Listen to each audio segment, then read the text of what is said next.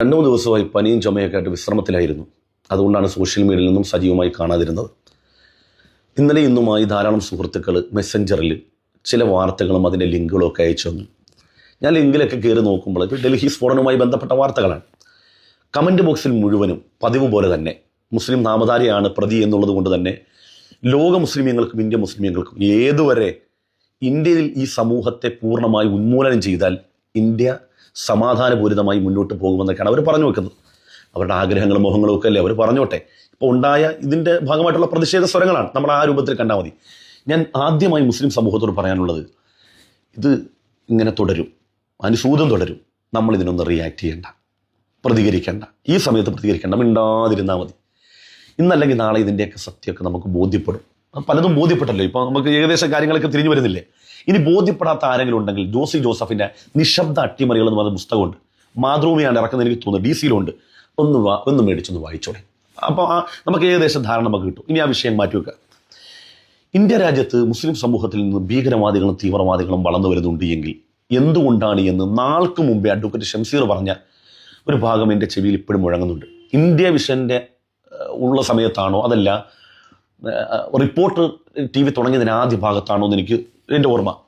അന്ന് ഷംസീർ പറഞ്ഞ ഒരു പ്രസക്തമായ ചാനൽ ഡിബേറ്റിൽ പറഞ്ഞൊരു വാക്കാണ്, ഇന്ത്യയിൽ മുസ്ലിം തീവ്രവാദം വളർന്നു വരുന്നുണ്ടെങ്കിൽ അല്ലെങ്കിൽ തീവ്രവാദ സ്വഭാവമുള്ള ആളുകൾ വളർന്നു വരുന്നുണ്ടെങ്കിൽ ഇന്ത്യയുടെ പശ്ചാത്തലം അവർക്ക് ആ രൂപത്തിലേക്ക് ചിന്തിക്കാൻ, ഇന്ത്യക്കെതിരായിട്ടോ ഭരണകൂടത്തിനെതിരായിട്ടോ സംവിധാനങ്ങൾക്കെതിരായിട്ടോ പ്രവർത്തിക്കാൻ പറ്റുന്ന രൂപത്തിലേക്ക് ഇവിടുത്തെ സ്ഥിതിഗതികൾ ആ രൂപത്തിലായി മാറി എന്നുള്ളതാണ്. ഏതുപോലെ ഞാൻ ഉദാഹരണം പറഞ്ഞുതരാം. ഏതെങ്കിലും ഒരു മുസൽമാൻ നമ്മുടെ സഹോദര സമുദായത്തിൽപ്പെട്ട ഹൈന്ദവ സഹോദരൻ വീട് കയറി ആക്രമിക്കുകയോ ബുദ്ധിമുട്ടിക്കുകയോ ഒക്കെ ചെയ്താൽ അവർക്ക് എന്തായാലും മുസ്ലിം സമൂഹത്തോട് മൊത്തമായിട്ടൊരു വിരോധവും വൈരാഗ്യമൊക്കെ ഉണ്ടാവും, സ്വാഭാവികമാണ് അല്ലേ. ഇനി മുസ്ലിം രാജ്യത്ത് പോയിട്ട് നിരപരാധിയായ ഒരു ഹൈന്ദവ സഹോദരന് ഒരു പ്രയാസം ഉണ്ടായിക്കഴിഞ്ഞാൽ അവൻ്റെ മനസ്സിൽ ആ ഒരു വ്യക്തി എന്നതിനപ്പുറത്തേക്ക് ആ രാജ്യത്തോടും അവരുടെ വിശ്വാസത്തോടൊക്കെ എതിരാവുക എന്നത് സ്വാഭാവികമാണ്. എന്ന് പറഞ്ഞതുപോലെ ഒരാൾ അയാൾക്ക് ഇഷ്ടമുള്ള ആഹാരം കഴിച്ചതിൻ്റെ പേരിൽ അയാളെ 60 വയസ്സ് പിന്നിട്ട മനുഷ്യനെ കുത്തിക്കൊല്ലുന്നു. പെരുന്നാളിൻ്റെ തലേന്ന് വസ്ത്രമെടുക്കാൻ പോകുന്ന 18 വയസ്സുകാരനെ ട്രെയിനിൽ തള്ളിയിട്ട് ആക്രമിച്ച് കൊലപ്പെടുത്തുന്നു. ഇങ്ങനെ തുടങ്ങി നിരന്തരമായി നമ്മുടെ മീഡിയയിൽ വരുന്ന വാർത്തകൾ കാണുമ്പോൾ ഒരു മനുഷ്യരെ അവരുടെ വിശ്വാസത്തിൻ്റെ പേരിൽ ഒരു കാരണവുമില്ലാതെ അങ്ങ് ആക്രമിക്കുക. ഈ വാർത്തകൾ കാണുന്നവൻ്റെ മനസ്സിൽ എന്താണ് തോന്നുക? അതിന് സ്വാഭാവികമായിട്ട് ചോദിക്കാൻ എന്താണ് തോന്നുക? എന്തിനാണ് ഈ മനുഷ്യനെ ആക്രമിക്കുന്നത്? ഇവരെന്താണ് ഇങ്ങനെ മറ്റുള്ളവരെ ആരാധനാലയങ്ങൾ തകർത്ത് കളയുക? സ്വന്തം ആഘോഷം വരുമ്പോൾ മറ്റ് സമൂഹങ്ങൾ അവരെ പേടിച്ചിട്ട് അവരുടെ ആരാധനാലയങ്ങൾ ടാർപ്പായിട്ട് കൂടുക. അഥവാ മറ്റ് സമൂഹങ്ങൾ മുഴുവനും ഒരു കൂട്ടരെ ഭയന്ന് ജീവിക്കണം എന്ന സാഹചര്യം വരുമ്പോൾ ഈ അണമുട്ടിയാൽ അണലിയും കടിക്കുമെന്ന് പറയത്തില്ല എന്ന് പറയുന്ന പോലെ മനുഷ്യർ റിയാക്ട് ചെയ്യുന്നത് പല രൂപത്തിലായിരിക്കാം. അപ്പോൾ എന്താ വേണ്ടത്? നമ്മുടെ രാജ്യത്ത് എല്ലാവരും ഏകോദര സഹോദരങ്ങളായിട്ട് ജീവിക്കണമെങ്കിൽ അതിനൊരു പശ്ചാത്തലം ഇവിടെ ഉണ്ടാകണം. ആർക്കും ആരും ഉപദ്രവമല്ലാതായിട്ട് നമ്മൾ ജീവിക്കണം. നമുക്ക് പാരസ്പര്യം കൊണ്ടല്ലേ ജീവിക്കാൻ കഴിയൂ. ഹിന്ദുവിനാണെങ്കിലും മുസ്ലിമാനാണെങ്കിലും ക്രൈസ്തവനാണെങ്കിലും പാരസ്പര്യം കൊണ്ടല്ലേ ജീവിക്കാൻ കഴിയും. അങ്ങനെ ആ ഒരു പാരസ്പര്യത്തിൻ്റെ നിലനിൽപ്പിന് ആവശ്യമായ മുഴുവൻ ഘടകങ്ങൾ ഇവിടെ വേണം. അതിനു പകരം ഇത് ഗുജറാത്ത് കലാപത്തെ തന്നെ നമ്മളൊന്ന് അനലൈസ് ചെയ്ത് നോക്കി. അതൊരു റിയാക്ഷൻ ആണെന്നല്ലേ പറയുന്നത്. നിങ്ങൾ തന്നെ സമ്മതിക്കുന്നൊരു കാര്യമാണ്. ഗോദ്രയുടെ റിയാക്ഷൻ ആണെന്നാണ് പറയുക അല്ലേ. അങ്ങനെ വരുമ്പോൾ ഇങ്ങനെ ആ ഗോദ്ര വിഷയവുമായി ബന്ധപ്പെട്ട് നമ്മൾ എങ്ങനെയാണ് ആ വിഷയത്തെ ഹിന്ദു സമൂഹത്തെ പരിചയപ്പെടുത്തിയത്? പാവപ്പെട്ട നമ്മുടെ ഹിന്ദു സഹോദരങ്ങളെ അവരെ തീ വെച്ച് കൊലപ്പെടുത്തി എന്ന് പറയുമ്പോൾ സാധാരണക്കാരനായ ഹിന്ദുക്കൾക്ക് അവരുടെ മനസ്സിൽ വികാരം ഉണ്ടാകുകയാണ്. ഏത് കലാപങ്ങളിലും അങ്ങനെയാണ്. ഇവിടെ അങ്ങനെയല്ലേ പഠിപ്പിക്കുന്നത്? ഇവന്മാരുടെ നിലനിൽപ്പ്, ഈ മുസ്ലിമുകളുടെ നിലനിൽപ്പ് രാജ്യത്തിന് ഭീഷണിയാണ്. ഇവർ നമ്മൾ ഹിന്ദു സഹോദരിമാരുടെ സിന്ദൂരം വായിച്ചവരാണ്. ഇവർ തുണിപൊക്കി നോക്കിയിട്ട് അവർ ആക്രമിക്കുന്നവരാണ്. ഇങ്ങനെ പറയുമ്പോൾ അവരുടെ മനസ്സിലുണ്ടാകുന്ന ഒരു ഭീതിയും വെറുപ്പും സാധാരണഗതിയിൽ ഹൈന്ദവ സഹോദരങ്ങളെ ആ രൂപത്തിൽ റിയാക്ട് ചെയ്യാൻ പ്രേരിതമാകത്തില്ല. ഇപ്പം നിലവിൽ അങ്ങനെയല്ലേ. 99% സംഘപരിവാറുകാർക്കും എന്ത് നന്മ മുസൽമാന്മാരുടെ ഭാഗത്തുനിന്നുണ്ടായാലും അവർക്ക് അത് ഉൾക്കൊള്ളാൻ കഴിയുമോ? ആ രൂപത്തിൽ അവരെ പരുവപ്പെടുത്തിയില്ലേ? അപ്പോൾ അവർ ആ രൂപത്തിൽ റിയാക്ട് ചെയ്യും. ഒരു ചുരിയിൽ പള്ളിയിൽ കാസർഗോഡ് പള്ളിക്കടന്ന് പറഞ്ഞൊരു മുസ്ലിയാരെ കയറി കഴുത്തെടുത്ത് കൊല്ലണമെങ്കിൽ എന്തായിരിക്കും അവൻ്റെ മനസ്സിൻ്റെ വികാരം? 9 വയസ്സുള്ള മദ്രസയിലേക്ക് പോകുന്നൊരു കുഞ്ഞിനെ ഫഹദിനെ കഴുത്തെടുത്തുകൊള്ളണമെങ്കിൽ എന്താണ് അവൻ്റെ വികാരം? ഈ കുഞ്ഞ് വളർന്നു വന്നാൽ ഇവൻ രാജ്യത്തിന് ഭീഷണിയാന്നുള്ള മനോവൈകല്യമല്ലേ, വികാരമല്ലേ അവനെ ആ രൂപത്തിലേക്ക് പ്രേരിപ്പിക്കുക? പോട്ടെ, പെരുന്നാളിൻ്റെ തലേ ദിവസം ഡ്രസ്സ് എടുക്കാൻ പോയ ജുനീദ് എന്ന് പറയുന്ന ഒരു ചെറുപ്പക്കാരനെ നിഷ്ഠൂരമായി കൊലപ്പെടുത്തുന്നു. അഭിപ്രായ സ്വാതന്ത്ര്യമുള്ള രാജ്യത്ത് സംഘപരിവാറിനെതിരെ എഴുതിയതിൻ്റെ പേരിൽ ഗൗരി ലങ്കേഷിനെ നെഞ്ചു തുളക്കുന്നു. ഈ വാർത്തകളെല്ലാം മീഡിയകളിൽ കാണുന്ന മനുഷ്യർ ഇതെന്താണിത് എന്ന് ചിന്തിക്കൂലേ? ആ പകയും ആ വിദ്വേഷവും പല രൂപത്തിലായിട്ട് അവരുടെ ചിന്തയും അവരുടെ തോട്ട്സുകളെയൊക്കെ ഈ രൂപത്തിലേക്ക് ചിന്തിപ്പിക്കും.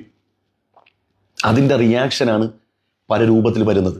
അതെന്താ വേണം? ഞാൻ നേരത്തെ പറഞ്ഞ പോലെ നമ്മുടെ രാജ്യം അതിന് പാകപ്പെടുന്ന പാരസ്പര്യത്തിൽ സന്തോഷത്തോടെ പോകാൻ പറ്റുന്ന രൂപത്തിൽ പാകപ്പെടണം. അതിന് പകരം ഓരോ ദിവസം കഴിയും തോറും ഇന്ത്യയിൽ ജീവിക്കുന്ന മനുഷ്യരെ ഇന്ത്യ വിരുദ്ധരാക്കുന്ന നമ്മുടെ ക്രിക്കറ്റ് കളി എന്ന് പറഞ്ഞ് ആലോചിച്ച് നോക്കിയാൽ, ഞാൻ മുസ്ലിയാരാകുന്നതിന് മുമ്പുള്ള കാര്യം പറയാണ്, സത്യം പറയാണ്, എനിക്ക് ഭയങ്കര ഇഷ്ടമാണ് ക്രിക്കറ്റ് കളി. ഞാനിപ്പോൾ കാണാറില്ല.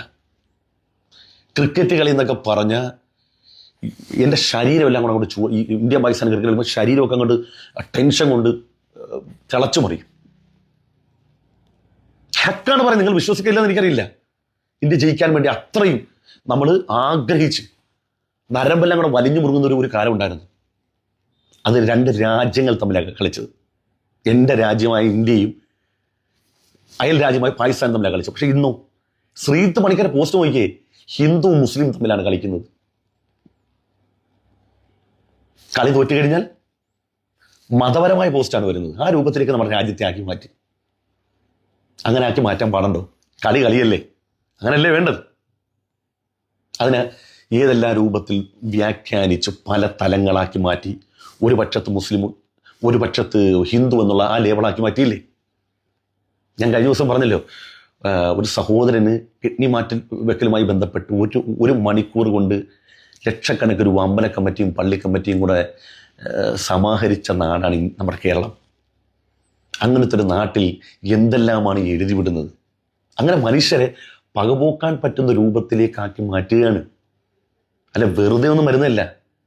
പുൽവാമയിൽ മണിക്കൂറുകളോളമാണ് വെടിമരുന്ന് നിറച്ച വണ്ടി കിടന്നത്. പഹൽഗാം എവിടെയാണ്? ഇന്ത്യയുടെ അതിർത്തി പ്രദേശത്ത് നിന്ന് എത്ര കിലോമീറ്റർ ഇപ്പുറം വരണം? ആക്രമിച്ച അക്രമകാരികളെല്ലാം സിമ്പിളായിട്ട് അപ്പുറം കടന്നില്ലേ? ഈ ക്രൈമും കഴിഞ്ഞു. അതുപോലെ നമ്മുടെ ഇവിടെ ഒരു ട്രെയിനിൽ തീവെപ്പ് നടന്നല്ലോ.